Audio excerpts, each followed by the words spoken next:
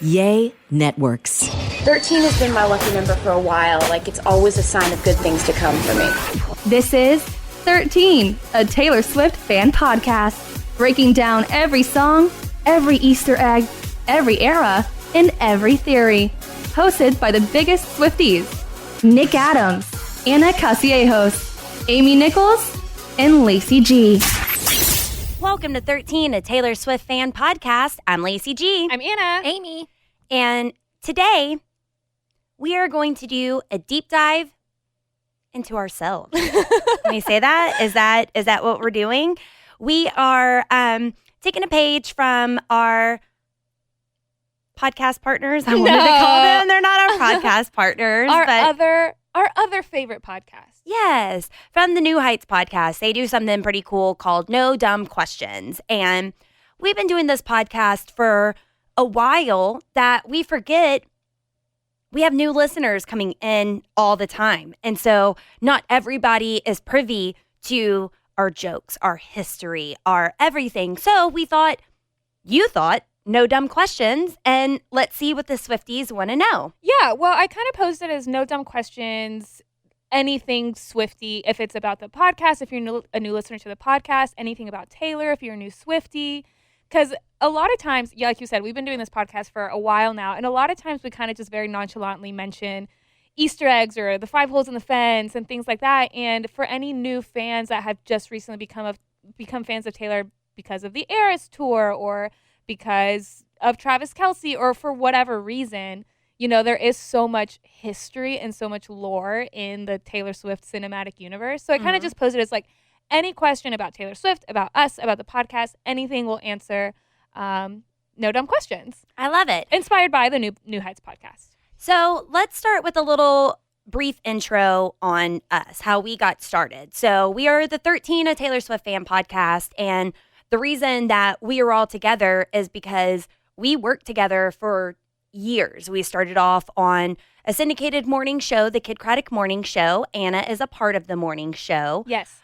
So we all worked together for many, many years. We had our own solo podcast, and on our solo podcast, we would talk about Taylor Swift. We would break down an album, and these were epic episodes. I mean, I'm talking about hours long. But this was also, to specify, this was back in like 2018, 2019.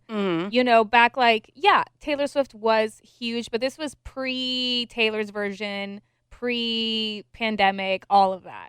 I feel like that makes a difference. Yeah, and we are genuinely fans. And so after we would get together, because we would get together and break down an entire album and spend 2.5 hours talking about it, the 4 of us, Nick Adams included. And then after doing that for a couple years, we were like, why don't we talk about Taylor Swift? Why don't we come together? And it was during the pandemic that we started planning, and it was around the time that Taylor's version was coming out. So our very first album that we broke down was Fearless, Taylor's version. We've only broken down albums that she owns, and she has kept us busy. I remember back in the day, whenever we said we're doing a Taylor Swift fan podcast, people said, well, what are you going to talk about? Taylor Swift, obviously, her music, but aren't you going to run out of content? Thanks for asking. No, we are still going very, very strong. A weekly podcast has now become a multiple times a week podcast because mom feeds us that much. It just keeps everything going. So that's a little shorthand version of us, 13's version. Yeah, and there is usually a 4th voice, which is Nick, but he's busy, so he's not here today. So this is just kind of our own little one-off episodes. And I also think we should give a little brief Swiftie journey about ourselves. Like, when did you feel like you became a Swiftie, Lacey? I became a Swiftie whenever I heard the song Ours on a country station. That was the first time Taylor Swift really grabbed my attention. That I just noticed, like, wow, this is who has this beautiful voice, and why is she speaking to me in this kind of way? So I started dabbling in Taylor then. I went to the 1989 concert and actually got into a fight with our other co-host, Nick Adams, over it because I did not listen to 1989 in full before I went. I was an occasional Swiftie. I knew the hits. I loved her. I got tickets to the show while Nick Adams was mad at me, calling me not a Swiftie for not listening to the full album and going to the concert. So we got into it there, but I was an occasional fan. He was right. I should have listened to all of it. I hadn't at the time. Went to the concert. That was the first time that I heard Love Story. And I was just simply enchanted by her. I remember leaving the concert and calling my little sister and telling my little sister about this song and how she had to listen to it. So I guess I fully became in Reputation. That's whenever I would listen beginning to end. And that's whenever I was fully in and no turning back. But it's never too late to become a Swiftie. It's never, you can enter in at any time. Now there's a lot of new fans because of everything that she's doing. And great, you have a lot of stuff to get into. So that's wonderful. Anna, how about you? I call myself a day one Tay one. I've grown up with Taylor since the very, very beginning. I had her debut album on a CD, and I also had Fearless on a CD. Taylor's only like 4 years older than me, and so what I've always loved about her music, like since day one, is that she basically experiences something, writes music about it. By the time she puts it out, it's something that I'm going through. From the very beginning, you know, like when she released the song 15, I was 15. Whenever she released the song 22, I was about to be 22. That kind of, you know, vibe. But I remember just sitting in the backseat of my mom's car and have like memorizing the track list of like her debut CD and her Fearless CD and asking my brothers to quiz me on like, what's track 4? What's track 7? And all of that. Like I vividly remember times like that. So I wish I could remember like the first time I heard a Taylor Swift song, but I think she's been such a part of my life for so long that I don't remember the very first song I heard. You know, I must have been like our song on the radio or something along those lines. And then when Speak Now came out, I was able to drive, and I remember I took my little brother to Target to go pick up the CD, and so then he became a Swift. He's 5 years younger than me. He became a Swiftie by association. And then for Red came out when I was going through my first like breakup when I got to college. When 1989 came out and the 1989 World Tour was happening, I like wasn't like a Swiftie like online or anything like that. I wasn't part of a Swiftie community, and I didn't have like Swiftie friends. I just really loved Taylor Swift, but I didn't really have anyone to like geek over her with. So I didn't go to her concert until the Reputation tour. That was the first time I saw her. And Ryan, my now husband, he was my boyfriend at the time, he surprised me with tickets to her tour, and I cried because I never had anyone to go see Taylor with. And so I cried when he took me to the concert, when he surprised me with the tickets. And I've just never looked back, really. I cried too because Amy and I had tickets to Reputation, and we had them before you. And then you got tickets through Ryan, which I was grateful for. But then you ended up going before us. Yeah, so it was she did 2 nights, and I went to the first night. Mm-hmm. So I was like, oh, here comes Anna's boyfriend saving the day, buying her tickets, and now she gets to go before us. That's not fair. Yeah, because we were already working together at the time. And I mean, since we started working together, every time she would drop an album, we would all go crazy about it. But I mean, you guys were my like first ever like actual like Swiftie friends.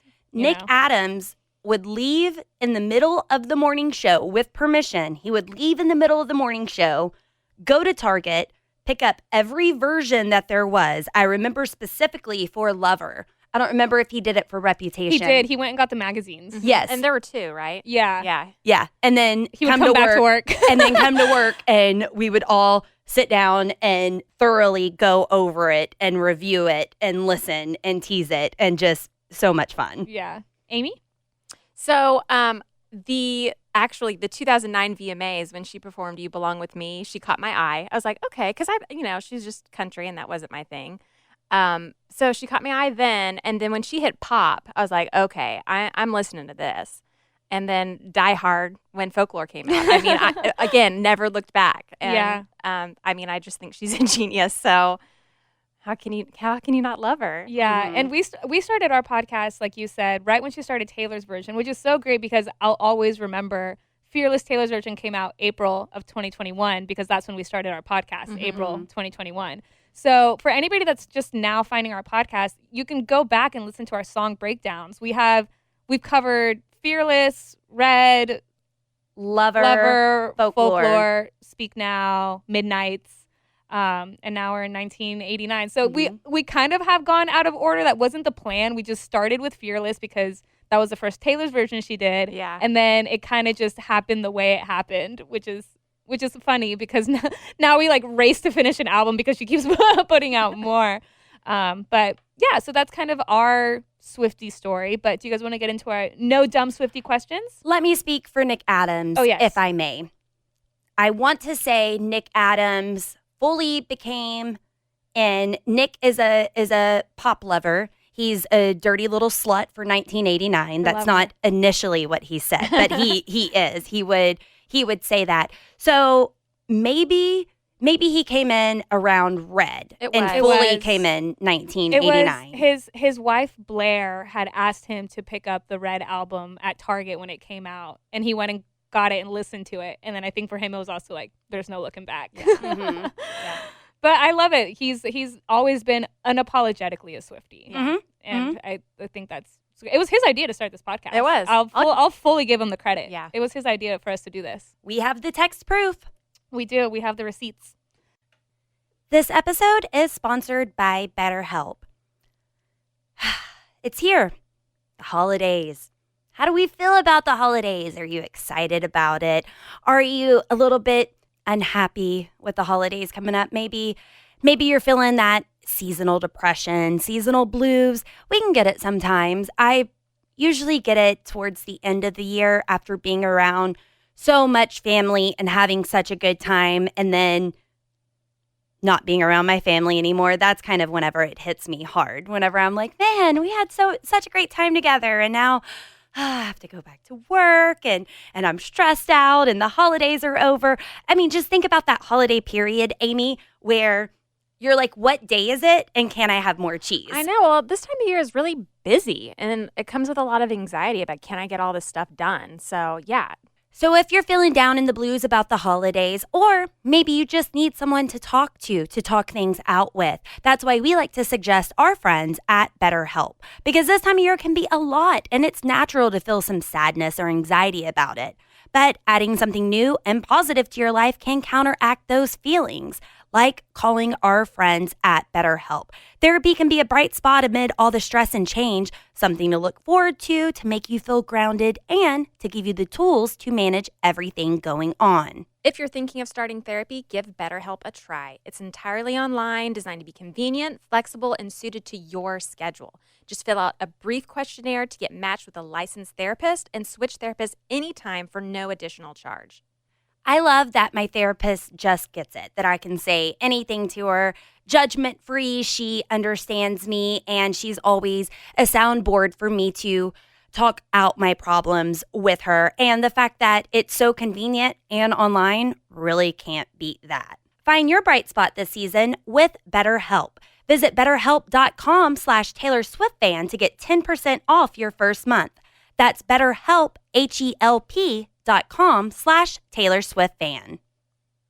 Okay, so no dumb Swiftie questions. This is questions that were submitted to our Instagram and our TikTok at the 13 Podcast, and they're kind of all over the place, but I'm just going to go in the order that I have them. Okay. So the first one is from Ems Jones. This is actually a question that we've been getting a lot from people that have just now joined our podcast. What is the origin of the lobster? So, correct me if I'm wrong, but before we had the 10-minute version of All Too Well, we were writing our own verses, right? Mm-hmm. And my verse included, I was naming a bunch of red stuff, and lobster was part of one of my lyrics. Yeah. And, we became the Lobsters. Well, and then it was during that we had joked about how we said, if Taylor Swift listens to the podcast, she will post a lobster. Yes. Because it is random enough that there's no way it would be connected to anything else. Right. Right? We're like a lobster emoji, anything that has to do with lobsters. And the whole bit was that we would never explain it on social media. We would never say what it is. You basically have to listen to the podcast to understand why we call each other lobsters, why we say that people that listen to the podcast are lobsters. And it's kind of like a fun way for other listeners to the podcast to find each other. Mhm. You know, like at the Eras tour, we've seen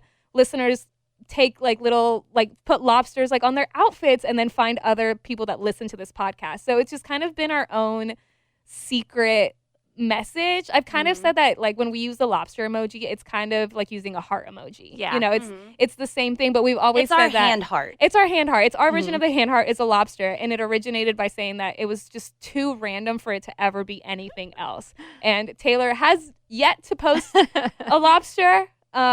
She did right post now. a crawdad during Where the Crawdads Sing.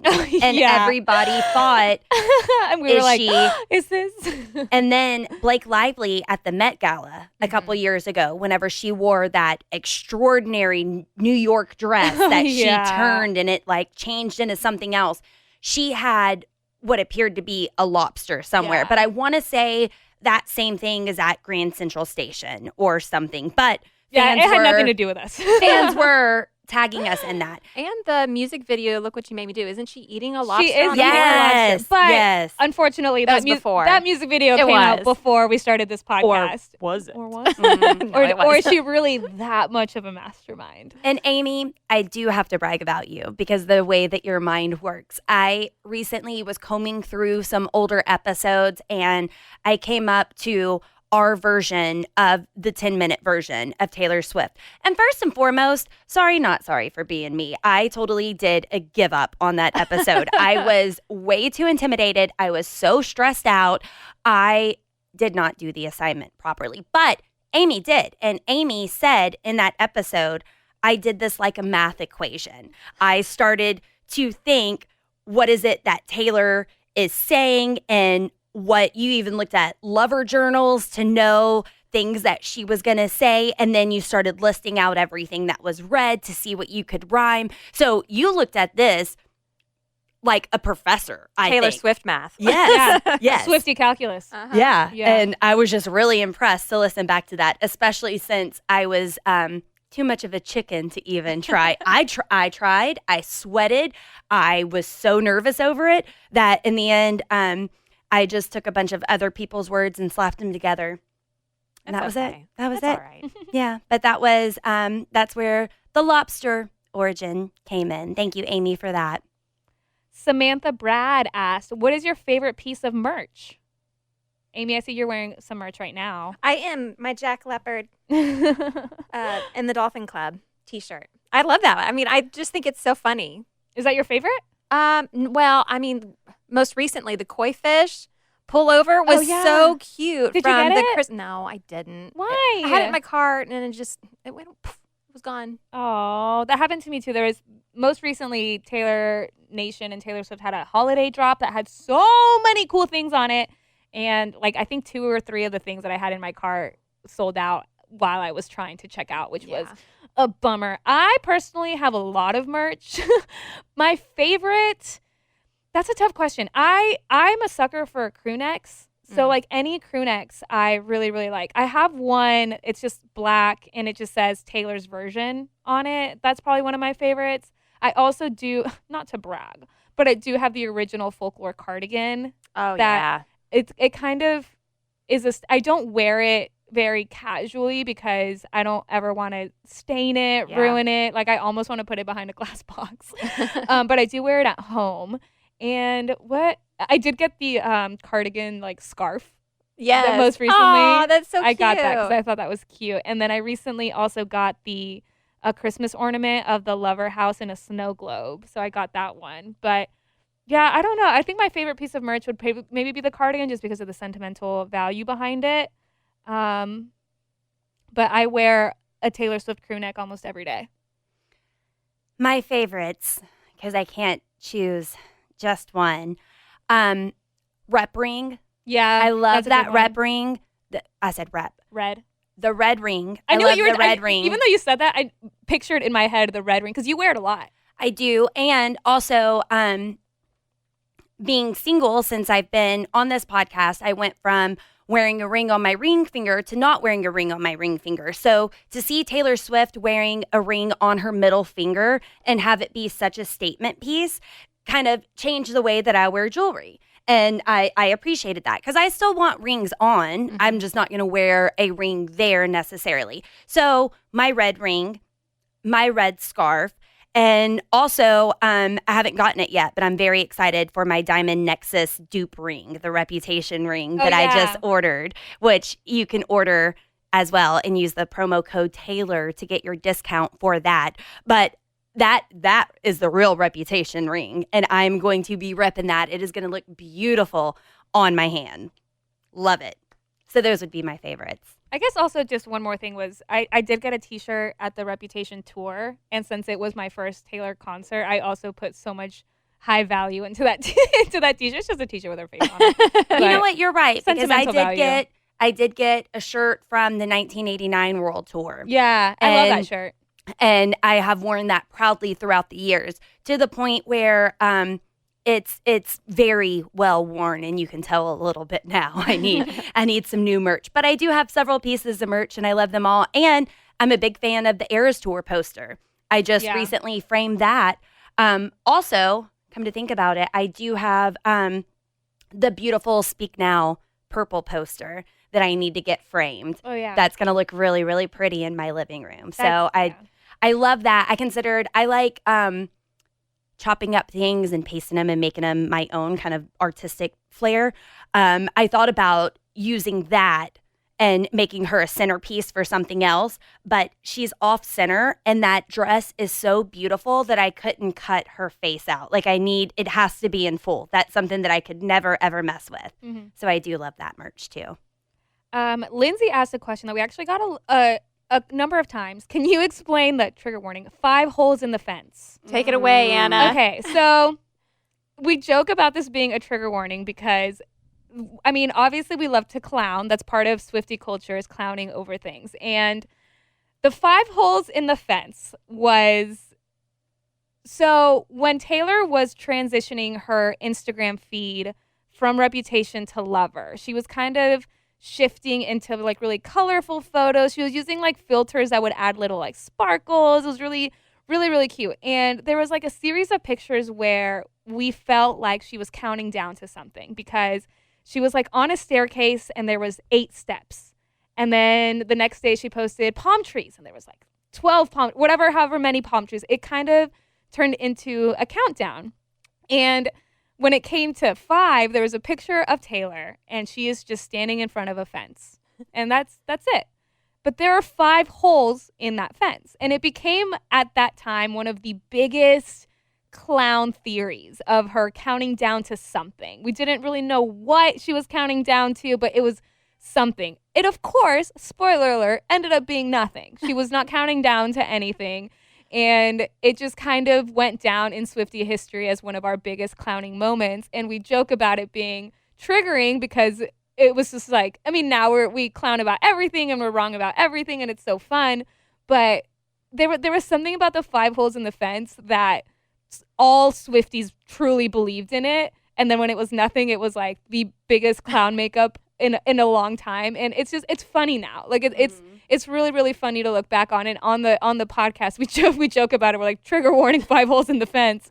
And I think even Taylor's talked about it. I think someone asked her about it during the Lover era, about like, were there 5 holes in the fence? And she just laughs it off because she was like, that was so silly. Like that was so ridiculous. And one of our listeners actually met her during the Lover era, and I think was wearing a t-shirt that had the 5 holes in the fence like on his t-shirt. And so he has a picture with her and the 5 holes in the fence pictures on his shirt. That's hilarious. And I just think that's so incredible. And if you are a new Swiftie and you think it might sound a little crazy to dissect Taylor Swift's Instagram, no. Mother herself has said, I like to leave clues in everything that I do, down to her nail polish, her clothes, everything. So she has trained us, I guess, to look into everything, to question everything. And that's why as Swifties, we're constantly on our toes. You have your Swiftie senses is what you call it. Anna's Swiftie senses will be going off sometimes. She'll take a nap and then wake up. Emergency Swiftie senses are going off, and then ends up a nearby record store was selling Taylor Swift like autographed. Yeah, autographed albums. Yeah, it's just when you start to pick up on the way that Taylor likes to communicate with us, it just becomes part of the culture, and it's really fun. And also, kind of along the same lines, Catalina asked, thoughts on Woodvale? Oh, man. I mean, I still believe it could have been a thing. I don't know that it. What is Woodvale? Oh. Explain. Well, we got Folklore and Evermore, and there were thoughts that there would be a third sister album. Because there were kind of hints to it, like on her merch, she was like selling things in threes, like right. 3 like hair ties, and the colors kind of matched like Folklore and Evermore. And there was this like third, like we're like, there's gonna be a third and album. There was the accidental Woodvale on her Folklore. artwork. Yeah. So, I mean, I don't put it past her. She could do whatever she wants to do. We just don't have it yet. Because this was during the pandemic, and she was just cranking out albums. She was asked. Was it Jimmy Kimmel? Fallon? Maybe it was Kimmel. One of the Jimmys. Yeah, one of the Jimmys. Was it an accident? And she said it was an accident. It was a filler. Yeah. And because nobody knew when she was writing Folklore. No, she said that no one knew. Like, no one from her team knew that she was going to put out an album. And like you said, it was like a filler, kind of like it said Woodvale as like a title. It was the same amount of letters. Yeah, and something. it's like it wasn't going to be called Folklore, but she didn't want it to leak. She didn't want it to know. And then fans kind of pieced it together. But she claims that it was just a little mishap, but we know better. Now, Anna, I have a question.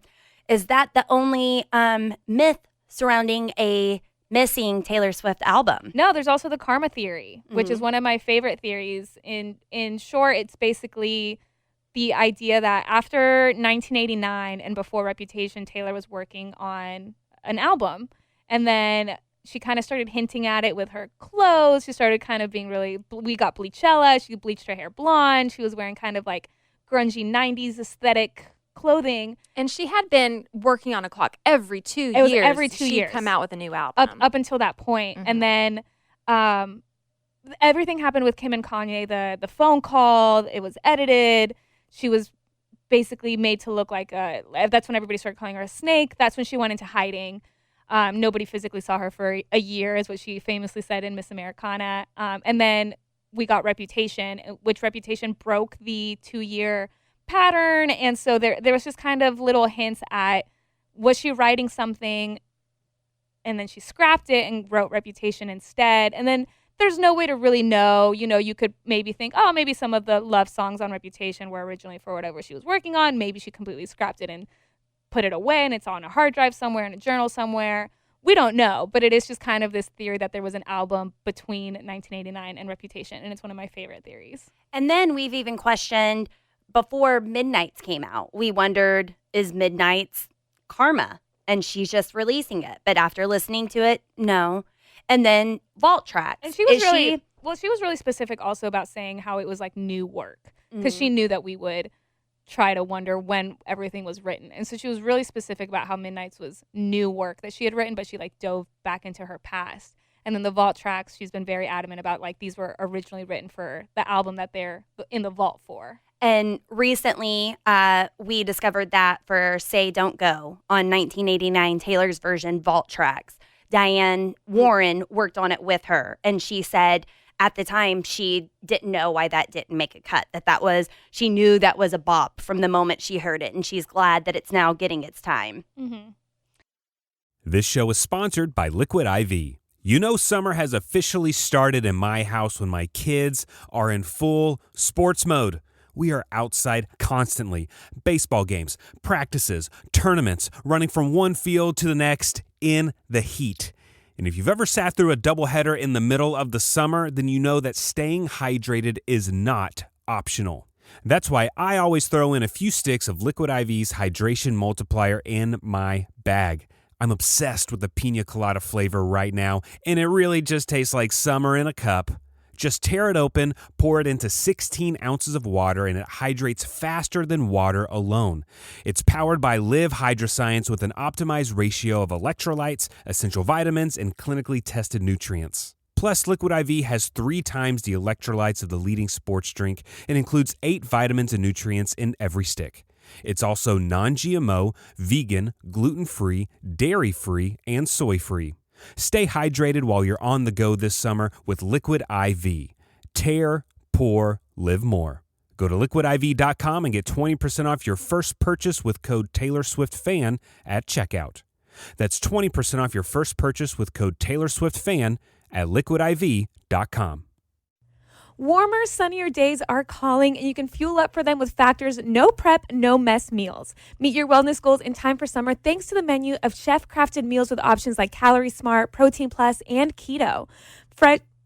Factor's fresh, never frozen meals are dietitian approved and ready to eat in just 2 minutes. So if you only have a few minutes between meetings during the day, or you get home and you're just so hungry but you have no time to cook, Factor is where you should go. They have 35 different meals and more than 60 add-ons to choose from every week, and you'll always have new flavors to explore. You can crush your wellness goals this May with dietitian approved meals and ingredients that you can trust. And these are delicious. From breakfast to dessert, you can stay fueled with easy, nutritious options. And you can keep kitchen time to a minimum. Factor meals are ready in 2 minutes, so no shopping, prepping, cooking, or cleaning up. Enjoy effortless support for your lifestyle. Head to factormeals.com/TaylorSwiftFan50 and use code TaylorSwiftFan50 to get 50% off your first box plus 20% off your next month. That's code TaylorSwiftFan50 at factormeals.com/TaylorSwiftFan50 to get 50% off your first box plus 20% off your next month while your subscription is active. Emma Summers asked, what is your favorite era that you have gone through? Ooh, I'm a Reputation girly at heart. Taylor does not own that. My favorite re-recording era by far is 1989 re-recording, just because I love how Taylor can duplicate exactly what was happening during that era. During that era, she was out with her girlfriend. She was out in public. She was being seen because, like you just said, she could disappear for a year if she wanted to. Now Taylor is very public, and Taylor is very much in the public eye like she was during the original 1989. Mm-hmm. So I'm having a lot of fun during this era. It is great to see our girl so public. It is great to see her out and about. The vault tracks are just perfection. So re-recording, I'm going to say 1989. Okay. Amy? I'm so predictable. Folklore, I have to say, married with Evermore, just because essentially she's a storyteller, and it's just storytelling on crack. It's not biographical. You know, she is just going wild with this mythical, magical, whatever storytelling. So that's my choice. I think every era just has so many different fond memories attached to it. So it's like I connect her eras to whatever I was going through, like in that time of my life. I will be honest though, I think my favorite era has been the Midnights era because I got to experience it with you guys. Aww. And I think like it like Midnights happened kind of like in the middle of the re-recordings. I didn't think she would drop a new album. I thought she was going to get through all of her Taylor's versions and then start giving us new music. So Midnights was just like such a thrill, such a surprise.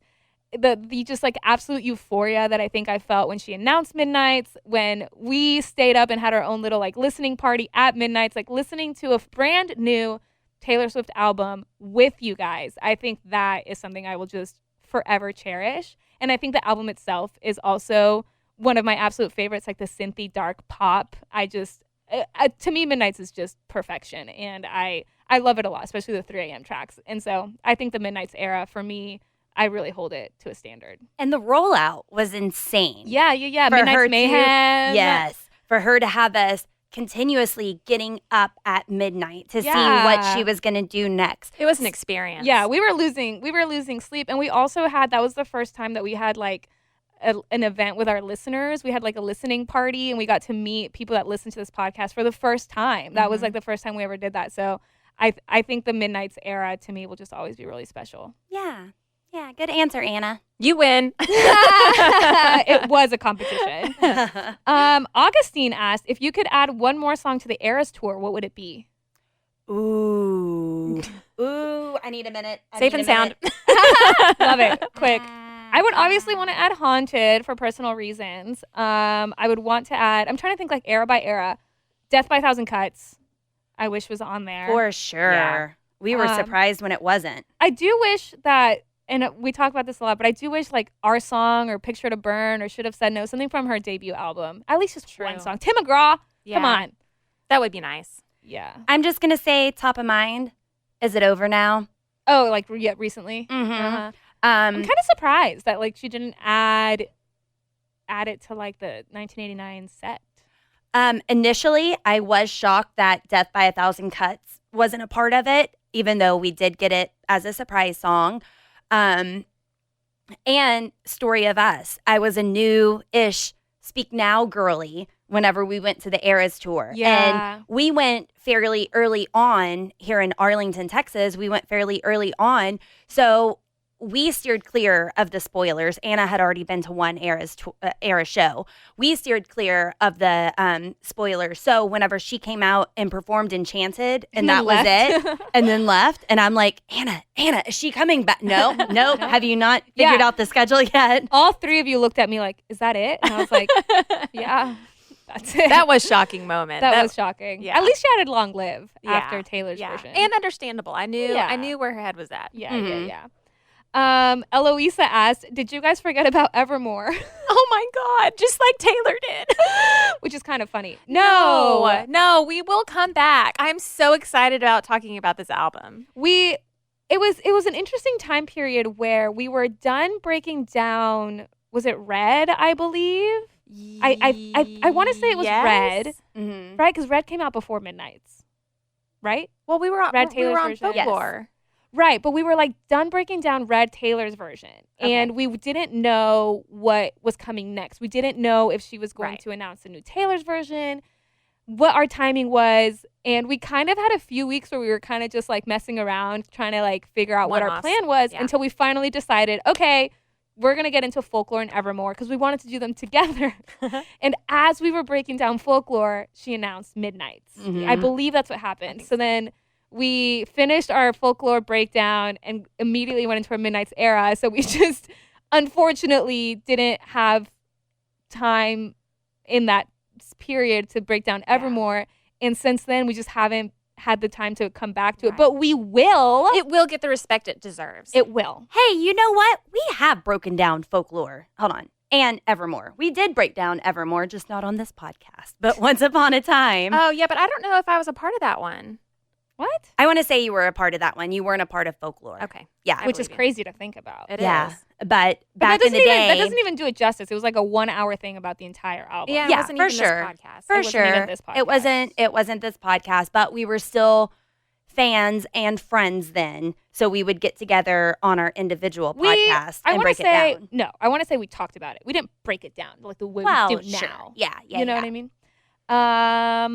What else do we have here? Oh, Jenna asked, what is a secret sessioner? I never know what people mean by that. Ooh, so that was 1989 era, right? Yes. So back in the day, Taylor used to host what she called secret sessions. And it was basically before an album would come out, she would handpick fans from Tumblr, Twitter, online, Instagram, and fans would get invited to Taylor's house and they would get to listen to the album before anybody else. And get home-baked cookies. Home-baked cookies. And pizza parties. And they'd get to take pictures with her Grammys. It was really, really, really cool thing that she did. And it was like top secret. No one would know if you were invited. It was top secret. From what I have heard from people that were part of secret sessions, it was like you couldn't tell anybody. You had to basically show up. You would get on a bus, not knowing where you were going. You would just like show up at Taylor's house, at like one of her and houses. Taylor, I trust. Just bring me. I don't care. I have no questions. I'm with you, girl. So she hasn't done that since 1989, the original era back in 2014, because then with Reputation, she went into hiding.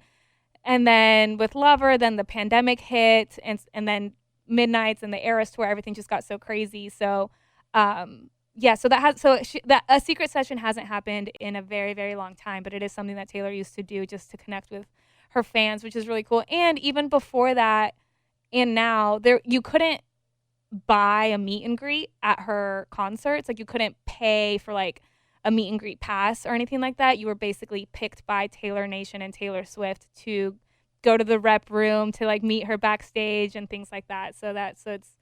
I think that's something that is really cool about Taylor. And although she's not doing secret sessions, she still does. Taylor Nation will slip into listeners' DMs, fans' DMs. And we talked to someone who got invited to All Too Well, the short film premiere. Yeah. We've talked to people who went to the Eras Tour movie premiere. So she still is very much involved with her fans in that way. And I think that's incredible. That's part of what makes it so fun to be a Swiftie. She makes everything fun anyway. And even without that interaction, I'd still be a fan just because her lyricism is insane. Her storytelling is so beautiful. But she makes it so fun to be a fan, though. Mm-hmm. And that's just an extra added bonus.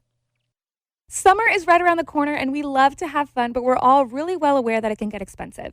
And when you have financial goals, you need to decide what's worth it. A Chime checking account helps you reach your financial goals while still enjoying your summer. Are you traveling at all this summer? Maybe to hit up another Eras Tour date? And look, sometimes you know that you don't mean to overdraft, but it just happens when things start to add up. And Chime allows you to overdraft up to $200 with no fees, which at times can be a total game changer. You can set up your direct deposit with your Chime account and you'll be notified to enroll in Spot Me. Live it up this summer and make progress towards your financial goals with Chime. Open your bank account in minutes at chime.com/Taylor Swift fan. That's chime.com/Taylor Swift fan. Chime feels like progress. Banking services and debit card provided by the Bancorp Bank N.A. or Stride Bank N.A. members. FDIC. Spot Me eligibility requirements and overdraft limits apply. Boosts are available to eligible Chime members enrolled in Spot Me and are subject to monthly limits. Terms and conditions apply. Go to chime.com/disclosures for details. Okay, and then the last question that we have here is from Jason, and he asks, what is your favorite music video for all of us? Which is really hard. Which is really, really hard. Top of mind, I think one of her best music videos is Blank Space. I feel like that's just like so hard to beat. I also really like the music video for like Endgame. That's a good one. Bad Blood. That's pretty epic. And even like recently, like Bejeweled was a really cool music video. I bet you think about me, the Easter eggs in that. I bet you think had about so me. much fun. See, I'm going to say, and I've said this before, but I will die on this hill. I think her prettiest by far is Me, in my opinion, because I'm a girly girl. So I like the pink. I like that. That's just, I'm naturally a unicorn, shimmery, glimmery type person like Taylor Swift. So the Lover era is so beautiful, in my opinion. And I just remember her pink smoking dress billowing. And I just thought that was absolutely beautiful. But I do think my favorite might be I Bet You Think About Me. Yeah. Anna? I mean, I think my favorite is Blank Space. Okay. I can't pick a favorite, guys. There's so many good ones. I cannot pick a favorite. Cardigan? I mean, it's good. Even We Are Never Ever Getting Back Together. How fun of a video is that? Oh, yeah. Delicate. That's a great music video. If we ever get a music video for Getaway Car, I know that will be my favorite. Oh, man. Yeah. I think it might be in the future. Karma? You're keeping your favorite spot reserved? It is. Karma was a beautiful one. Yes. With a lot of Easter eggs that we think could be very telling of the release schedule. Also, The Man. The Man. How can we bypass The Man? And Look What You Made Me Do. Anna, I'm still mad about something. What? Whenever we all worked together and The Man music video came out, you and Nick were in the back room watching The Man music video, and then Amy and I heard, and we were like, what, you're watching it without us? And then we ran in there and watched it with y'all. But y'all pulled the trigger without us. Now, we weren't a foursome then, so that's fine. It wasn't even intentional. It was just the video came on and y'all were watching it. But I was like, how dare you? I thought this was a watching party. But then I crashed the party because you cannot invite me and I'm still going to be there. So, but that music video, I mean, how cool. I remember watching it with the four of y'all and us wondering, is that Taylor? that has to be Taylor, but it doesn't look like Taylor. And just everything that she put in that music video, the transformation that she did, her snarky remarks. Could you be a little bit more likable next take? Because you know that's stuff that she's had to deal with herself, and constantly going back to the man wall. Also, Look at What You Made Me Do. That's one that she said is filled with Easter eggs that some people will never get for many, many years. So I do wonder what Easter eggs are left in that. And I think one of the most iconic things that she did, I love how she will always take the narrative. And at the end of that music video, that's whenever she had all the Taylors from the different eras. Oh, you're so shocked face. And she's just making fun of herself with everything that the media would try to make fun of her about. So I thought that was really, really cool. All right, well, this was really fun. We talked for a while. We got a lot of questions. If you guys want us to do this again in the future, please let us know, because I'm sure there's just never-ending questions from Swifties, new listeners to the podcast. We really appreciate you guys listening. And if you have any more questions, you can contact us. Our email is in the description of this podcast. You can find us on social media at The 13 Podcast. And we hope you have a wonderful Thanksgiving, because that's right around the corner. And we'll talk to you again soon. Hey, I have a question before we go as a new listener. Why is it whenever Nick Adams is not in and Lacey is in the driver's seat and she tries to end the episode and she always wants to say, I'm Lacey Gee, and then nobody says anything? Why is that? Amy? Ongoing joke. That's it. Okay. Happy Thanksgiving, and we will be back. Love you all. Thanks for listening to 13, a Taylor Swift fan podcast. Subscribe for free and leave a positive review on Apple Podcasts, Spotify, or Google Podcasts.